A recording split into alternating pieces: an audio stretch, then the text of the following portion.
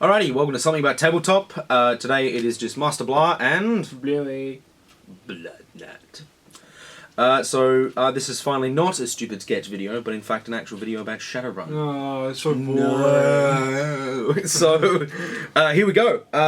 We said that we would continue on with the magic because we missed out a lot that we didn't realise. We missed out ritual spellcasting, alchemy, enchanting, and a little bit more of a talk on the astral plane, I guess. Yeah, but we're going to cover that in spirits anyway. Yes, big deal. Yeah. Anyway, I'm pretty sure we covered counterspelling. Yes, we did. So now we will go into, we'll just go through the book. I mean, you can follow along with us if you want. We're starting at page 295 at Ritual Spellcasting. I'm going to be honest, the stuff that we're talking about today, we haven't used much. No. That's why we didn't set on top of our head. We kind of half covered alchemy, but said we'll talk about it more later, which is what we're going to be doing today. But I mean, we've never used ritual spellcasting, never used enchanting, artificing, sorry. We've used enchanting, which is what alchemy is. And we've done spirits, but personally... Oh, spirits heaps. I haven't done spirits, but I have a kind of... I feel like we will make mistakes or miss out on things, so... Yeah. Shout at us in the comments below. Yeah. Anyway, we're just going to start with ritual spellcasting. So this one is a rather overlooked school because usually, I don't know, but you kind of need extra people. Yeah, you definitely, if you like having two mages with it, it's kind of like, it's okay, but if you have just a party of mages, it's quite powerful. Also, it takes ages. Oh yeah, no, it takes force hours to... Yeah, force hours. So once again, there is this force. If you haven't seen the first video, check it out. I'll be chucking it in the link in the description below. But pretty much the whole ritual spellcasting thing centers around one individual, which is the ritual leader. You can have multiple people joining in, but ultimately the ritual leader makes every single choice. And you cannot leave that area. If you leave that area, the people participating in it, they will break the ritual. The only person that can leave it is a designated spotter, which which will be... We'll cover. Yeah. So pretty much, I guess we'll just go through the steps. So step one, you choose a leader. So, normally this will be the strongest magical individual. It's also what spell they know. Like, you don't need to know the spell you're doing the ritual on. And the thing is, also, with this spell, most spells you need to learn twice. Like, you need to learn the original spell and then the ritual version of it, which... Also, the astral signature of the ritual spell will only have the leaders. Oh. I just checked that. That's cool. And another thing is that you want to have the same tradition. So if you want to make a cool mage party, make sure everyone is the same kind of mage. Otherwise, they take a -2 penalty on all actions for this ritual, which is not a thing. Not a good thing. It is. Yeah, it's horrible. That is not good. And does that affect drain? Each participant who is not the tradition of this leader suffers a -2 dice pool on all actions. Yeah, that'll be the drain as well. Yeah. If you're casting this ritual alone, you're the leader. So, I think by looking at this, if you have multiple different people in the ritual, that's going to impose another -2 on the leader. That's just horrible, yeah. Which makes sense, conflicting views. It'd be like, getting a priest and a scientist to try to solve a problem. It's just not going to work. It's exactly that, yeah. Yeah, it's exactly that. Like, that can literally happen because a hermetic mage is a scientist and a Christian thaumaturgist is, a priest. Yeah. Alright, so you choose the ritual. So, the rituals, I guess we'll just cover the rituals here because that really denotes what you're doing. Because depending on the ritual, depends if you even use a spell with it, if you know what I mean. Yeah. And rituals you get with spending either 5 karma or spending your spells. So you know how you get free 10 spells or whatever if you've got Iron Magic, you use one of those. Exactly. So they are Curse, which is basically illusion spells. Yeah. Prodigal spell. What's that one? Combat spell. Note on the combat spell, you do not need to learn the ritual version of it. If you have the spell, you can ritual cast that, it doesn't matter. Yeah, so basically you pick a spell and then basically Curse, Prodigal spell, Remote Sensing and Ward. No, not Ward. Remote Sensing, and I think there's one more. Basically there's one for each type of magic. Yeah. Casting them at a range. And those are the ones that need a spotter, which we'll cover soon as well. Some of them need spotters. For instance, Curse, you just need a material link from the person, like a hair or something. But, yeah. Prodigal spell, you also need a spotter.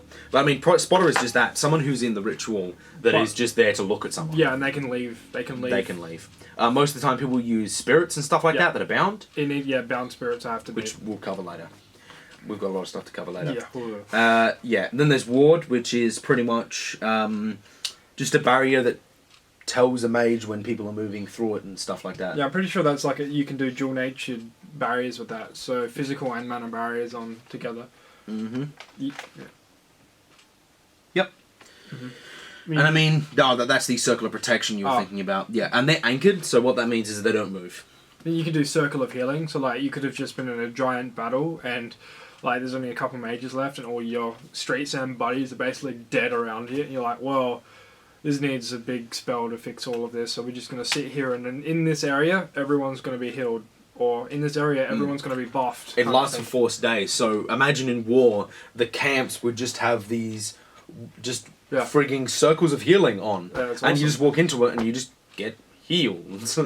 Which is amazing, actually. That's crazy. So, ready, force house to complete. The net hits of the sealing step are the net hits for the spell, which is just the healing spell. Mm-hmm.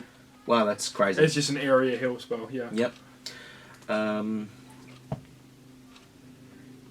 He can make homunculus. Renaissance, which is the manipulation. And so, yeah, there's one for every... And then there's the core ones, which are Watcher Spirits, which are basically really weak spirits that can't do anything but look at things. Yeah. And that's all you use them for. But you can't use them for rituals. They're not bound. No, you can't bind these. They last for, how long do they... They only take 4 minutes to do. And I think they last for like 4 days. Probably.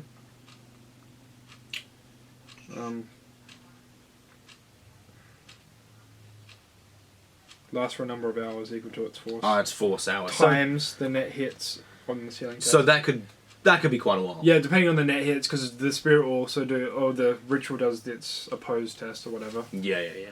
And then finally, this is my favourite.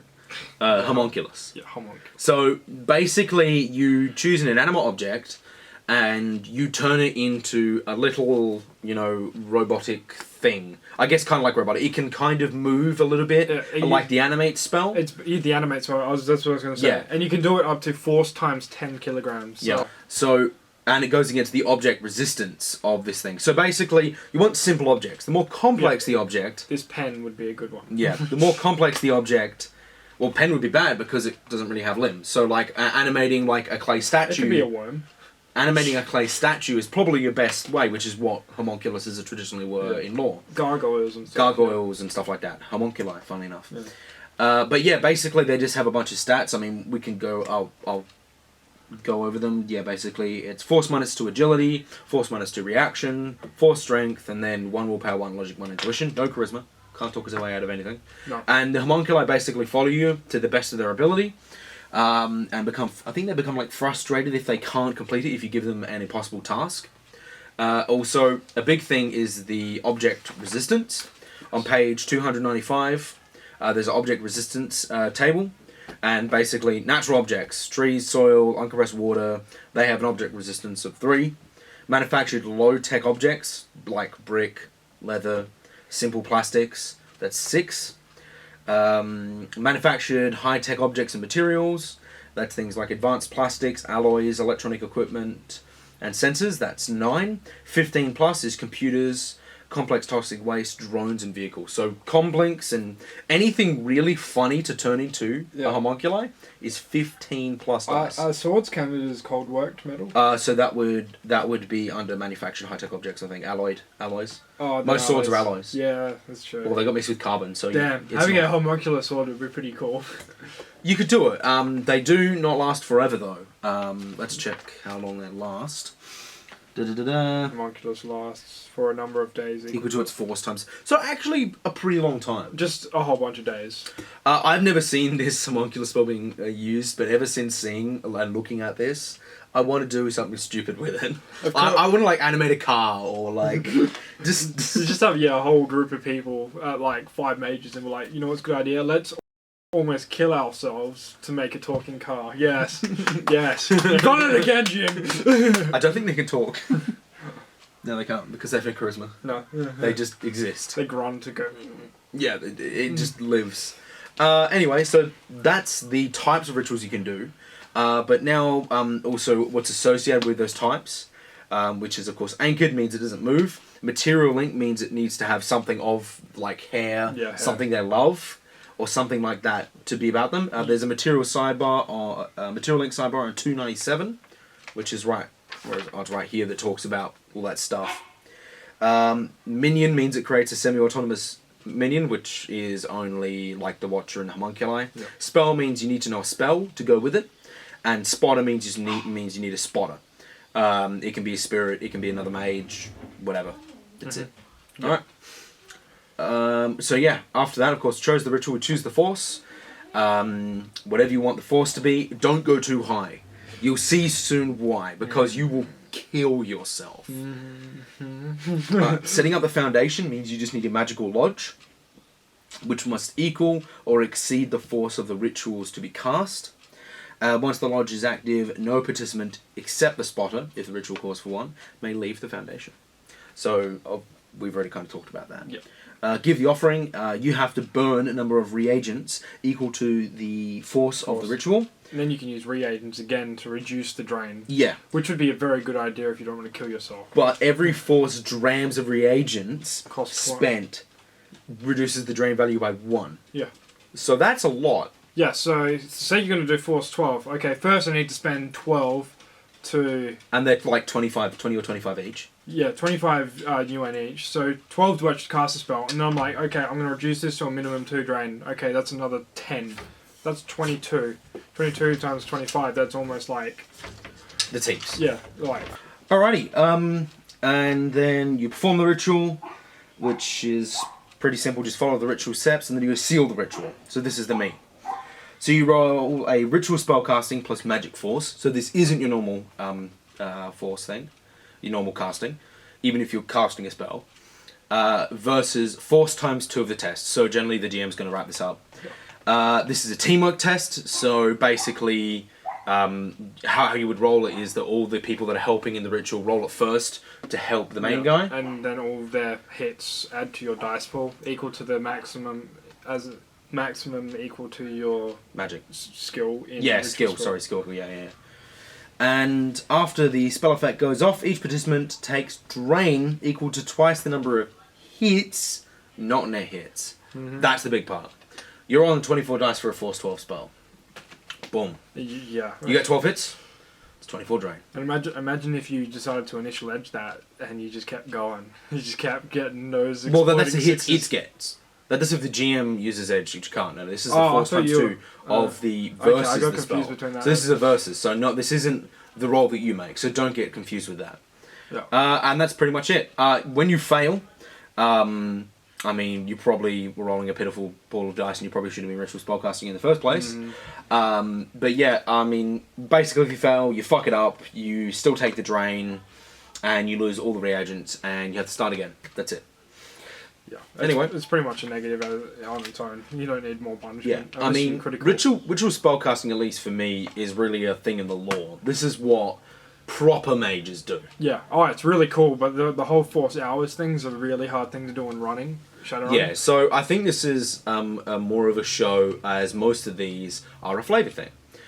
This is something that they, like the magical agencies, do to track down mages and kill them, like assassin mages. Like, you could totally have a run that's all about people just getting, like, fireballed out of nowhere. Yeah, and you have to try and track down that. Yeah, and you find that there's been a spirit in that location with a certain astral signature, and then you have to track that astral signature, blah, blah, blah, blah, blah, blah, blah, and then eventually you find this group of mages, a cabal of mages that are fucking shit up.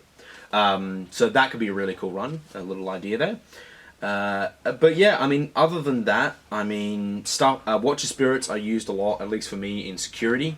Yeah, full time.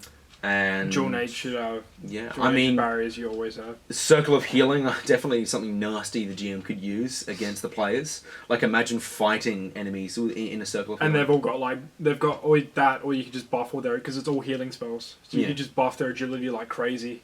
Yeah. You just increase the tribute, and they're all just like, oh, I have 15. That's not possible, but you could give him like just an area that does. I mean, even a circle of healing that puts like decrease attribute. You walk through it, and then you have no agility, and you collapse to the floor. That's hilarious. Yeah, you could just do that. You could just slam that in there, and then it's like, all right, cool, walk through it, my friends. And they'll just coup de grace you outside of it. Douche. Mm-hmm. And I mean, that's something that you can do in ambush missions. I mean, a party of mages, I think it would be a cool idea is to have all these awesome ritual spellcasting shenanigans that you could do. Cool. I wanted to do it, but no one else wanted to do it with me. I mean, also, the downside of having a party of mages is a few things, and also the GM would have to give like a high magic game to counter you. Yeah. Or just send you against... Do you know what kills mages? Bullets kill mages. Bullets do kill mages, though that is the thing. Just higher initiative kills mages, unless they're Mystic Adepts, generally don't have very high initiative. No. Alright, so next is Conjuring. Alright, Bluey, shall you start us off here, or shall I do this one? I haven't done much with Conjuring. You would take Alchemy then? Yeah, I've done Alchemy. So, Summoning. This one is a lot simpler. But I mean, basically, when you don't have any spells for Summoning, you just have Conjuring. And when you're just simply summoning a creature, you need to do this before you bind. It's always, once again, this mystical force. So, when you're summoning, you choose a spirit that you want. There's 4 spirits, and I guess we'll talk about them a bit, but there's even more in other books. I think there's like a guardian spirit, there's 6 spirits, not 4. Yeah, there's a whole bunch. There's new ones in Straight Grimoire, check them out. Like blood spirits, toxic spirits. Oh, radiation, toxic spirits. All this kind of bullshit. But anyway, basically there's spirit of air, spirit of earth, spirit of beasts, spirit of fire, spirits of man, and spirits of water. Now, we've already talked about hardened armor before, and the reason spirits are so powerful is because of that. Alrighty. And now we'll go to Alchemy. Bluey, you take it from this. Okay, the first thing you do is... Talk like a normal person, please. Okay. You need to learn, like, ritual spellcasting, you need to learn the spell twice. But the alchemy version, so if you wanted to do ritual and alchemy of the same spell, you'd need to learn that spell 3 times. That was 2. 3 times. It's ridiculous. So, first thing you do, choose your spell. Second thing, actually, before all that, personally, this is how I do it. They've got it at step 3. I need to know the object first. I like to know the object first. Which is called the linchpin. It's called a linchpin, yeah. Then choose a spell force. It works like normal spells. Limits the amount of hits you can get. You can go up to twice your magic, but of course the drain will be physical. Choose your object. The thing is, objects also have, I don't think they don't resist with their structural rating or anything. It's just, it needs to be like a simple object. It can't be a living thing. It needs to be able to be picked up and moved around. Can't be high tech type thing. And then when things get a bit more complicated with alchemy is you have to choose a trigger. Command, contact, or time. On command, it gives a +2 drain to the spell's force, and it takes a simple action to command. It's not a free action to talk. I mean, I don't like that rule. I think it's a free action to talk all the time, but then I guess you got to think about you trying to concentrate while you're doing it. And command is simply saying, like, okay, I want the spell to go off in blueberries. When I say blueberries, this spell will go off, type thing. And when you activate the spell, the thing is, you roll your spell casting check at that time. Yeah. Your alchemy check is what you're limiting it at, and you don't take drain. Oh, you do the drain for that. You prepare it, you do the alchemy test, and then you roll the drain for that beforehand. And then when you throw it, then you have to roll your spell casting check again to get up to those hits, and you can get a maximum of the hits that you did the force of the alchemy, or the linchpin item. Now, of course, you have to use our reagents to reduce the drain. I don't think you have to use reagents to create the object, though, do you? Yeah, then use becomes the limit of the force. The number of drams the reagents use then becomes the limit instead of the force. Yeah, no. Yeah, you don't need to use reagents, but I always do, because... and of course, you resist the drain. Now, one thing that I find really does make alchemy underpowered is potency. Yeah, so the net hits is the potency of the object. Yeah, it's basically, yeah. So the hits you get, so which will be the end force of it. It starts at that, and that's its potency. Every hour, it reduces by 1 force until 0, and that just kind of ruins it, because basically, the idea I thought behind enchanting is I'm just going to enchant a whole bunch of stuff before battle and heal up a bit before I go in. Yeah. But by the time I go into battle, all of my things are going to be piss weak. Like, because I took all that time to heal up. And I'm like, well, that just kind of ruins alchemy for me. Yeah. But, yeah, I mean, the way I've done it is, if I'm using a shit ton of reagents to do it, I'm resisting drain anyway, so... Because on the character I've been playing on our channel, Crow, he's an alchemist who enchants his tomahawks. I guess that was a bit of a munchkining thing. It's like, well, if I can enchant an object that I can pick up and throw around, then it could be a weapon. And on contact, when I throw it at them, and it hits them and contacts them, then it blows up. Though we did kind of homebrew that the contact of me touching it didn't set it off, just to make it a bit better, I guess. But, yeah. Alchemy is pretty fun. Yeah, so basically you're using the preparation's potency and the thing's force for the spellcasting test. You do not use your spellcasting. Oh, okay. So the thing with alchemy, right, doesn't have to be a mage. Yeah. Doesn't have to be a mage. Like, that's the big thing. It doesn't have to be a mage doing it. So you can go, hey, Street Sam, here's a rock that heals. Thanks, bruh. No. Yeah, you need it. Yeah, I eat my rock. Yeah. Also, did we cover contact and time? Yeah, contact and time. I didn't speak. Yeah, well, command, yeah, contact hits them, boosh. Time is, you set a time. That's as simple as that. It could be 1 minute, 2 minutes. But yeah, the force ultimately is what you denote at the start. The force never changes. The potency is like how long it lasts. Sustain spells are potency minutes, and the radius of, like, what is it?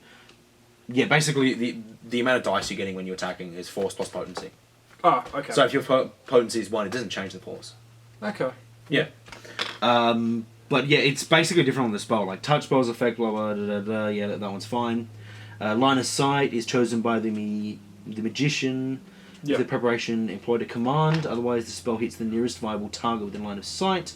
The spell's range is limited by potency times force meters. So, like, if you did command on a thing and you, like, for instance, had the tomahawk hit someone, and then you go, okay, that person just died from it, now I'm going to command it, and a lightning bolt's going to shoot off and hit the other guy. Yeah, that's awesome. Yeah. And the error is potency instead of force. So I don't know, it seems really unintuitive that they randomly change potency and force around. It's confusing people who do spellcasting in alchemy. And I mean, this, I don't think alchemy, while a cool idea, ultimately wasn't implemented well in this. No. But, I mean, really, you have to really try to make it cool. And I mean, as DMs, hey, guys, DMs, that doorknob that they have to get through, fireball. Yeah. Stuff like that. Like, you can make traps, like, and that it takes 40 minutes to prepare, so have fun. But the thing is, you change its look when you're doing it. You align it to your tradition. Yeah, you do, yeah.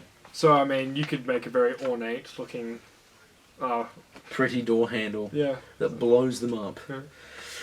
Alright, anything else you wanted to say more about alchemy? I mean, it's a lot of fun. I know you're enjoying your character. Yeah, no, it's pretty fun. I mean, it just costs money and reagents.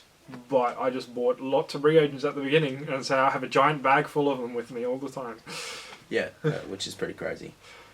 But yeah, I mean, talk to your DMs. Maybe they're willing to change up the preparation triggers. I know there are new preparation triggers in Street Grimoire, but they're not fantastic. Oh, yeah. There is a meta magic. We'll talk about initiating later, but the advanced alchemy, and you can do crazy stuff like drink something that turns you into vapor for a short amount of time, and all this cool stuff which like is that. totally awesome. Yeah. Alright, next we'll go to something where we literally have not touched, and we actually read it up because no one uses it. It's not good to take. It's artificing. So, this is how you make Foki. We talked about Foki last time, but pretty much you choose a focus formula, which you buy one, or you make them, which is a researching focus formula, is an Arcana plus Magic, it's a extended test with force times force, 1 day extended test, so 4/6, that's 36 days needed 36 hits needed. Each thing is 1 day. It's that's a long ridiculous. time. It's and that's also using the spell the skill that everyone takes, Arcana. Yep. When did you take Arcana on a mage? Never. Me too. Never. When I make a mage, I make him useful. Yeah. And then there's obtaining a talisman, which is basically what you're putting it on. If you need to note its object resistance, so that's something to note. Prepare the magical lodge. That's easy enough. Yep. Buy one. I think you can make them, but I don't really care. That's probably another artifacting check. Spending reagents. Second, you need to spend reagents. The amount you need to spend is drams, equal to the amount of karma the focus would require to be bound at force specified by the focus formula. So whatever it needs to be bound at, you spend another. That's actually not that many reagents, to be honest. No, it's not. Like that's going to be what compared to spirits, which is 25 times. That's going to be like 250 to 1,000 or even less. In money. That's not a problem. 250 karma is a problem. The only reason you take artificing, why it's good, is because Foki are fucking expensive normally. Yeah, I mean we have never done this because I think if you're doing the ritual magic spellcasting party, dude with artificing is going to be awesome. So there's that, and also you could sell it to your local. That's a good way. That's a good way of making money. Making Foki and selling it, but it's just a boring skill. Yeah. Then you craft the focus. So this is an artificing plus magic versus force plus the talisman's object resistance. This can be incredibly low or incredibly high. This counts as a culmination of your work over the days, so you can't use edge on this test. Your net hits from this test, if you succeed, becomes the force's actual focus. So, yeah, whatever you get as your net hits is the force. That's why you don't see comlink fucking... Yeah. Because it's 15 plus comlink focuses. I mean, you could, if you really wanted to, you could do it. Yeah, no, but if you're a if you glitch, you cannot resist the drain. And the drain, by the way, is the force specified by the focus formula plus 2 for each hit. Wow, that's really high. Yeah, for each hit. You choose a focus formula, force 6. You can only get 3 net hits and only make it force 3. And on top of that, it's 6 plus the number of hits that it got. That's ridiculous. So it's just not worth it. Yeah.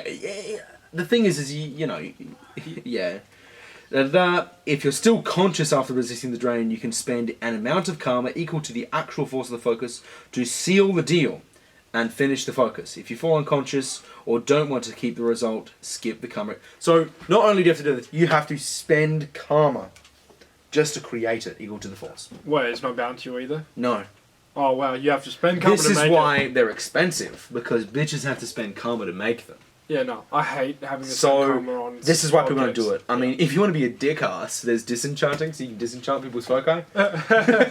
Hey, nice thing you made. That's always fun. Yep. Anyway, other than that, I mean, that's it. No, but there is one... Covered with the disenchanting? Yeah, for all that. That covers artificing. Is there anything else you want to cover on No, that? I don't care. In my opinion, it's rubbish. Yeah. But there is something. Once in the age of any mage, there comes a time where they become a grown-up and they initiate. Oh, yeah. Yeah, initiation is amazing. And they initiate. They spend 13 karma on their first initiation. Well, I'll explain it more. Yeah. Basically, to initiate, you need to do you basically do a ritual, which takes... I mean, the actual rules, I'm going to be honest, I'm skimpy with. Yeah, no. Because I don't do initiation properly. Shock horror, but guess what? No one does. Because it takes forever. Doesn't it take... It's an extended test. Yeah. And the extended period is month times the initiation grade you're going for. Good. So you could take... And I can't remember the number of hits you need. I think it's like 12 on an arcane check. That's if you're a mage or something like that. In my opinion, all it is it's just minimum a month for first, month for 2. This is what we use. Yeah. I'm going to be honest, I do not care about the actual rules. That's what we use. Or, this is my favourite one. This is what you all should do. Make a cool mission for the mages to initiate on. Yeah, about that mage. Yeah, that's so once they do that, it can be kind of like a crisis of faith thing, or they have to save one of their loved ones, and it's usually life-changing, and then they get to initiate. Yeah. And when you initiate it raises the maximum magic you can get. Yeah. Its limit by 1. It doesn't raise your magic level. So, you have to so the get magic yourself. limit is magic plus your initiate grade. Yeah, and you get to get a cool meta magic, which there's a whole bunch in the core rulebook and Street Grim 1. Yeah. Adepts can do this too. Adepts can do this too.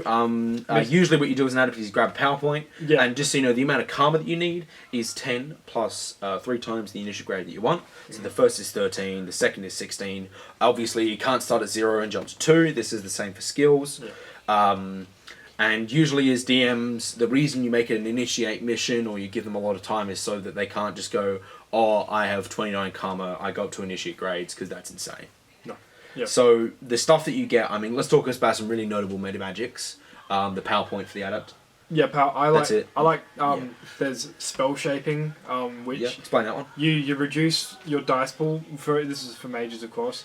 For area spells, you reduce your dice pool by 1 for each meter, and you can either reduce its size by a meter radius, or increase its size by a meter radius, or make a meter radius bubble in the center of it. But it minuses your dice pool by 1. Yeah, 1 per meter that you're changing it by. Yeah. It's really strong. There's ultimately quickening, which is you spend karma equal to how many you want. It's disgusting. And that spell becomes permanently sustained until it is dispelled. Yeah, until it's dispelled. So that's fucking disgusting. Yeah. Or it's equal to the force of the spell. I can't quite remember. Yeah. Another one is centering, which is basically stops you from getting minuses when doing spellcasting checks or physical checks, depending on if you take it as an adept or not. Yeah, and then there's the one astral. You hide your astral. I forget what it's called, but you hide your astral. Oh yeah, it allows you to change and hide your astral equal to your initiate grade. Yeah, it equal to your initiate grade, so it's shit at the beginning. But the thing is, each time you initiate, doesn't matter if you don't put a point in the one you already have, it automatically goes up by 1. Depending on the power. Not all powers do this. Oh yeah, but I think that one does. Yeah, basically it says you alleviate minuses for centering equal to your initiate grade. Yeah, and the thing is, if you're initiate grade 6, then you can just but you haven't upgraded your magic, you can just make yourself look mundane. You're a 6. But that's a lot of karma, and I mean upgrading magic is a lot. But I mean I've seen mages get 8 magic. I think is the highest I've ever seen it. Yeah, because you can get at character creation exceptional attribute on your magic and get 7, and then you can just work on getting that karma to 40, and so you need 56 just to get it to 8. Yeah. But yeah. 53. Yeah. Yeah, sorry, 53. Yeah, I mean that's pretty much it on the little extra magic stuff. Magic ultimately is a big chapter. We're going to be doing a video on adepts sometimes in the future. Yep. Adepts are their own thing in my opinion. And I guess we'll be kind of talking about Mystic Adepts as well in that. Yeah. Pretty much, Hobo is the expert on Adepts. He plays them literally all the time. Yeah. He didn't like Street Sounds at all. Yeah, though he's starting to play them now. Yeah. But yeah, so check us out then. We'll probably talk about a little bit extra stuff about Magic that also applies to Adepts in that as well. So yeah, I hope you guys enjoyed our little video, and see you guys later. Bye.